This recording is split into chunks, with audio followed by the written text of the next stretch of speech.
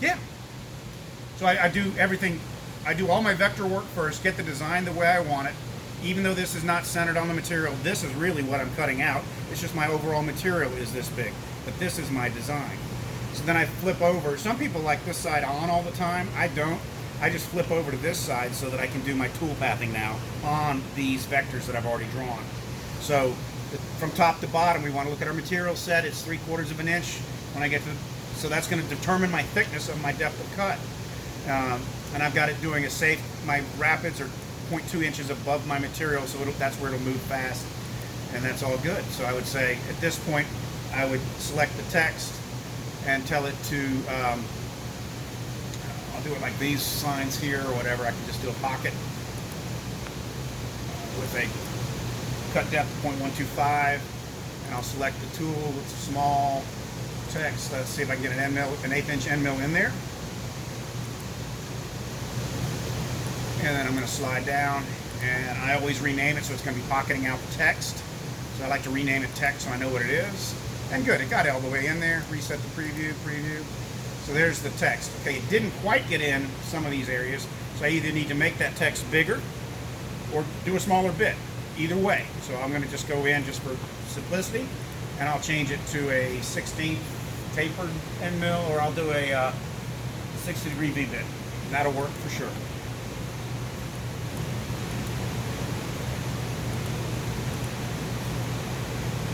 Nope, not that deep, it won't. What am I thinking here? It's okay. So I'll pick another tool, and I will do a, what have I got here? 6.2 degree engraving bit. That'll be multiple passes. Okay, so there's the text. And then I like to turn on my 2D view beside my 3D view, because this is my 3D as engraved. And so here I want to do a detail line here, and then a chamfer and a border cut here. So I'll do a detail line here with the same bit as I'm going to do the chamfer, so I don't have to do another bit change. And so I'll say I want to go a profile tool path, and I'm going to go down that same 1/8 of an inch, and I'll do a 90-degree V on the line.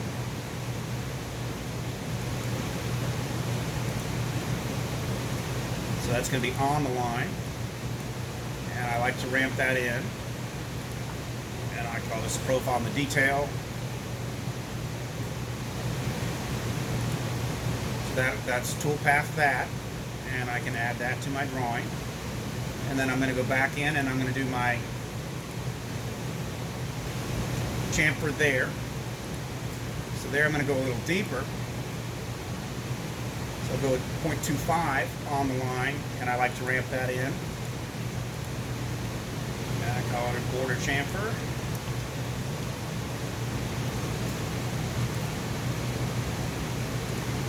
And we add that, but I'm going to cut out on that center line with my cutout tool, which could be whatever, 1/4 inch.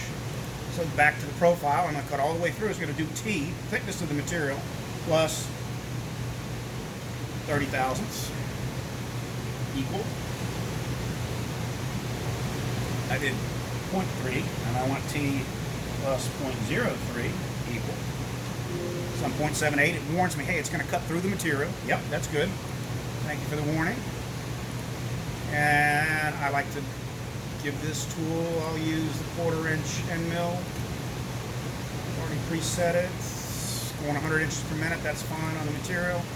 Tell it okay, and that's going to be on the line as well. No, because that would be centering the tool on it. That would cut my chamfer out. So I want it to be outside that line so that the edge of the tool is in the deepest part of that deep bit chamfer. And I'm not going to do any tabs for this. It's compression spiral, so it's going to jam the swarf back down into the cut line. That'll hold it. I don't need to do tabs. Or I can hold it a different way, different method there. But I will do a ramp in, ramp out, and this will be the profile of border cut. And then it warns me again, it's going to cut through, and I tell it okay. Now, I go back in, and it's just the way I do things, because we now have the ability to do long names. So this was pocket test engraved bit. And the profile detail was, and I'm hitting the right button and renaming them, was 90-degree bit, and the chamfer was also 90-degree, and the border cut was I do P25 because I've worked on so many old machines that can't take that extra decimal point or long file name, so 0.25 compression. And that way, when I run these out and save them to the machine, they'll say first tool is the pocket tool with the engraving bit, second tool is 90-degree detail, and it will combine these two because it's the same tool. And then this one, it's telling me what tool I need to get ready and get staged. Why not make it easier? Because I'm not going to remember this 3 days from now. So that's how I do it. At that point, we're done. And I always recalculate everything. Just let it go through everything. It's warning us again. We're going to go through the material. Yes, that's correct. And then I save it to it. I don't care about the time, but this is all in Aspire about timing it and things like that. But I'll save the tool paths. And because we have 3 different tools, it won't let me send them all out together. So I need to separate the different tools that have different geometry. So I'll take the first one, and that's the engraving bit, and I'll save that. And I'm going to create a job here. Job, and I'll just call this a test job. New